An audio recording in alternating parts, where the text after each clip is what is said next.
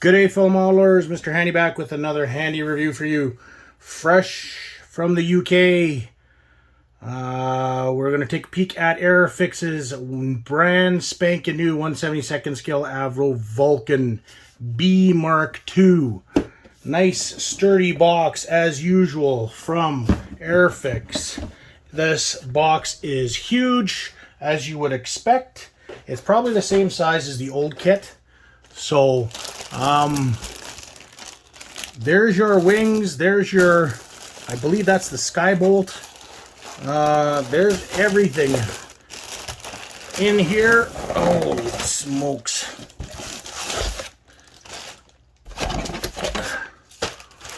Alrighty. Let the good times roll. So, let me just move this stuff out of the way and I'll take them one at a time. So let's take a look at the instructions first off.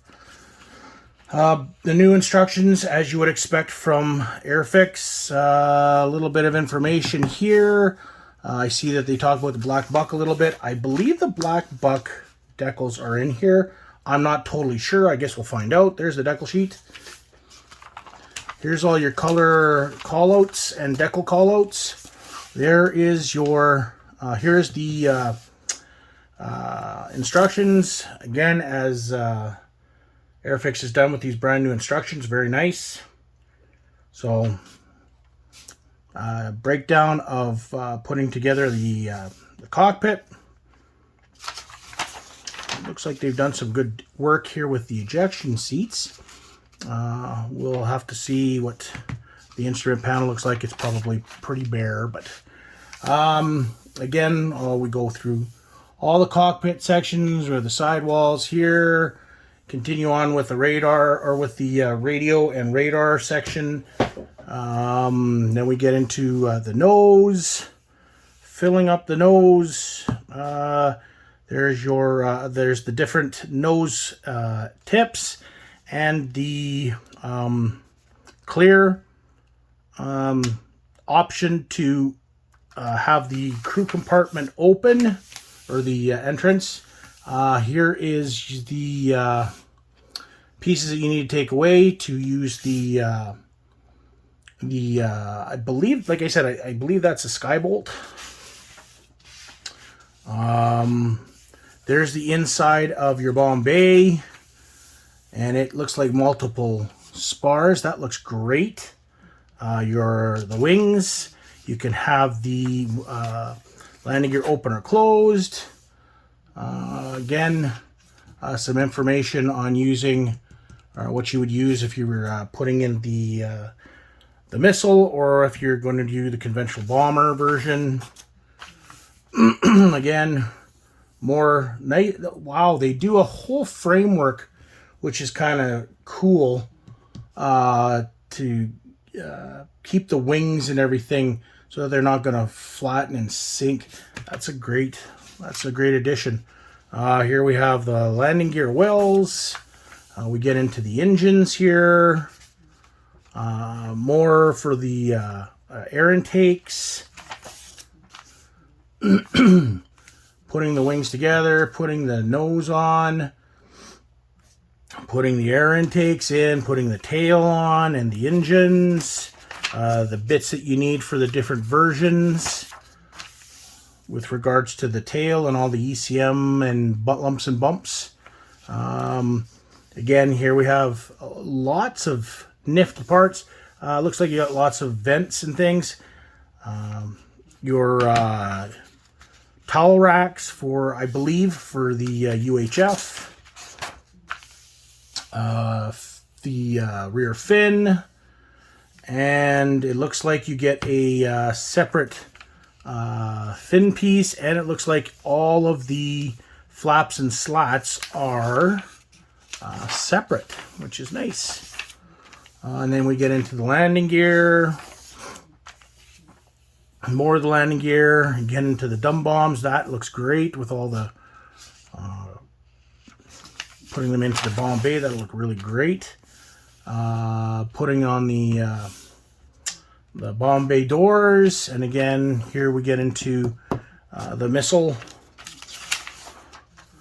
And we have the additions with regards to the crew are getting into the cockpit, and it looks like you can have the air brakes in the opened position, which is absolutely fabulous. I just want to make sure that nothing. It doesn't talk about it. I'm sure somebody will let me know if I'm calling the missile the wrong thing. So here we got the B.2 position for the stenciling. Nice and big. It's nice that they give you a little bit of deckling as well for the bombs. And then you have the B.2 stenciling again, along with the missile. And then we have painting. So we have what looks like camouflage version, 1966, and apparently this one is preserved at the Newark Air Museum, and gives you the call out again for everything. And then we have so that was the camouflage version. This is the original nuclear white, or the anti-reflective white version. Again, this one is preserved at Avro Heritage Museum. So this is circa 63. And again, this one was circa 66. So I guess I was wrong. There is no black buck in there. But there's tons and tons of aftermarket out there decals to definitely do the black buck. So here we go with the decals. They've got, like I said, they've got the toned down decals for the white anti-flash white scheme, and then they have the regular decals for the three-tone camouflage used on the Vulcan. It's too bad that they didn't choose to have a wraparound on. That would have been nice as well. But again, it's pretty self-explanatory with regards to the decals. So we kind of want to just get right into the kit. So, which is exactly what we will do right this second. I just need to find my X-Acto knife. And we're off to the races. So let's take a quick look here. So the bags are huge. The sprues are huge. But of course, it is a huge aircraft. So, I mean, definitely not the size of the B-52, but still pretty nice. So there's what you get so far. It looks like that this sprue consists of landing gear, the engines, and the tail section. And here's the flaps and the like up at the top. As you can see, it's typical Airfix panel lining. They have, it looks like they've given you, it kind of looks like they're weighted tires, but I'm not too sure. It's hard to really tell, actually. They look fairly circular, but there seems to be a bit of a bulge down at the bottom of some of these. So everything is pretty beefy with regards, especially with regards to the landing gear. So like I said, there's your first sprue. No real detailing to show unless you want to see the insides of the landing gear doors and the like. But I mean, the only real detailing here that we could probably look in at is the engine fans. So, but that's about it. If I flip it over to this side, you can take a quick look at the tail. It's nothing spectacular. As I said, with regards to the panel lines, they're the typical Airfix panel lines. Personally, they've gotten much better, I think, with regards to their panel lines. They aren't as thick as they used to be, but they're definitely not Hasegawa or something, right? Let's take a look at the wings next. It's amazing. The sprues are just massive. So it's interesting to see just how massive they are. So we'll take a peek at this.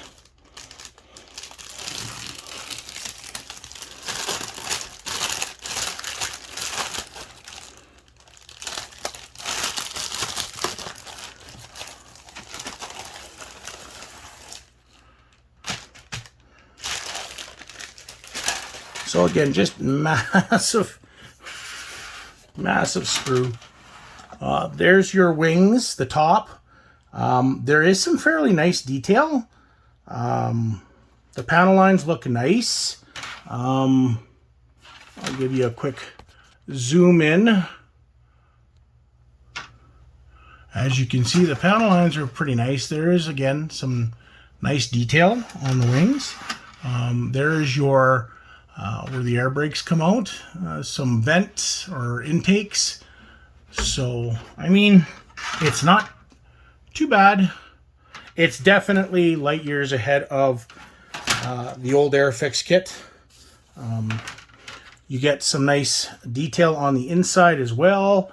But again, with those, you get the ejector pin marks. I'm hoping that those sections where the ejector pin marks are probably going to be where you put the A or the triangle frame in.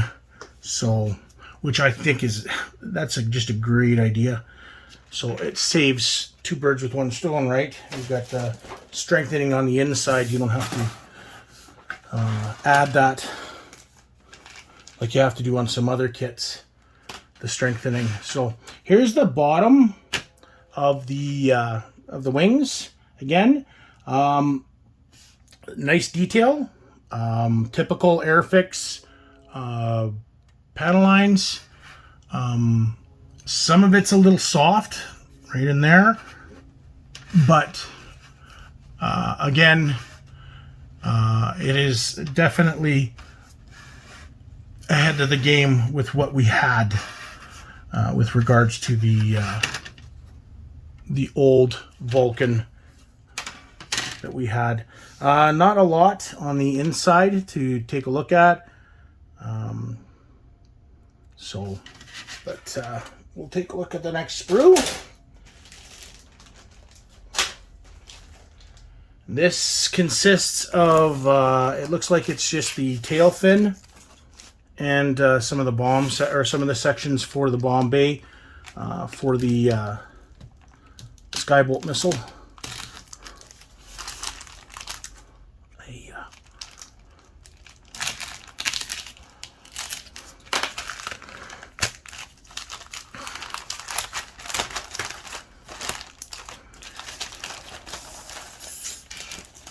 Again, typical, the typical panel lines. Again, we'll get in maybe just a little bit closer and a little bit closer again. You can see panel lining. So not much to see in this section. Again, it's mostly, like I said, here's some of the flaps. This looks like there's more flaps here. This looks like it's for the missile. Here's your UHF antennas, I believe. And then, yeah, just other bits and bobs. So,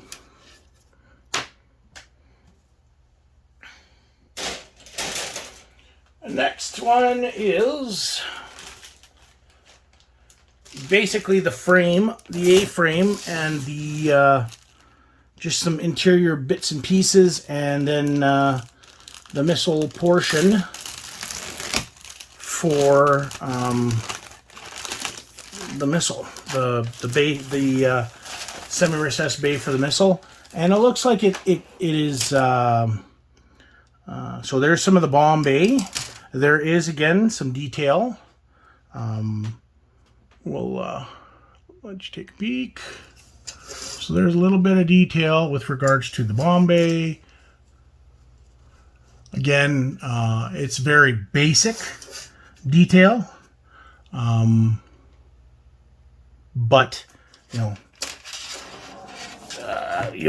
if you're a super detailer or want to put lots of detail in, you'll get to do so with this kit. The nice thing is that the parts are, it's big. Like, I mean, it's beefy. So here, let's take a look at part of the frame. Again, this is probably part of the inside of the, this is part of the inside of the bomb bay right in here, and it's nice to see the relief on it as well. There's, again, some more along the sides here. And then as we go further along, you get a little bit more of the, this looks like it is for the wheel wells. So, and there's just little bits and pieces of detail here and there. So, but ultimately, like, here's your recessed piece for the missile. There's your flaps for the engine. Here's your engines. And then we've got some stuff over here. I'm not, these are probably the spars that they were showing in the instructions for the bomb bay, which is just a great feature, I think, that they did that. So,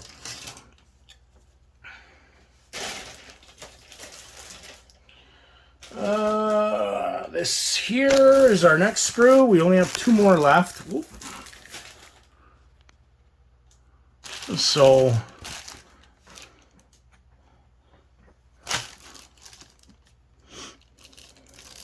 this, again, it is, this one consists of the front portion and the bomb bay. So again, you get your ejection seats. There's the front of the aircraft. So basically where the cockpit will be. Here's your cockpit here. There's bits and pieces over here with regards to the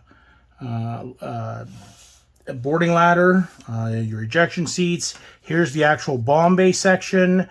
Here's your bombs and your bomb racks. And there's, looks like this might be your open bomb bay doors. So we can flip it over. There is no interior detail whatsoever in the cockpit portion of the front of the airframe. We will flip it over, and then we can take a look at the cockpit. So there's your cockpit right there. That is what you get to start with. And then there's the bottom with the hatch, and then the noses, and then we get into more bits and pieces. If you take a look below the noses, there's your instrument panel for the front, and then we have our ejection seats. So we'll zoom in and show you what those look like. So here is the actual insert for the ejection seat, which doesn't look too bad.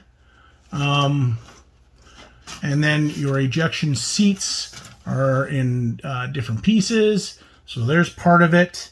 And then here's the backings for them. So, and then of course there's your, I believe those are the yokes and the paddles, or the pedals for the main control panel. So, interesting. The last one, or the last full plastic piece, consists of the actual missile, rocket, whatever you want to call it.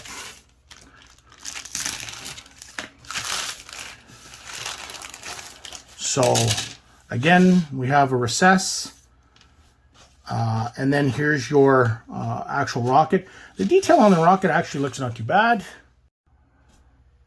So the detail on the rocket doesn't look too bad. Let's kind of zoom in quick. As you can see, it's not too bad. It's kind of about the same detail as what we had on the rocket for the Tu-22 by Trumpeter. So, and then of course the extra bits and pieces for the Vulcan. So the only last bit is the clear pieces, which are right here.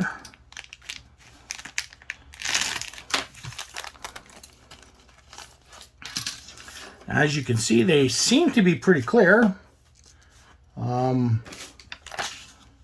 If you want, you can we'll throw them here and take a peek. They seem fairly clear. Let's maybe get in a little closer. No real distortion. So, and of course you get the main cockpit canopy, some of the lights. You get the wing lights, port and starboard, and then of course the observation section in the back for their windows. And yeah, that's all you get.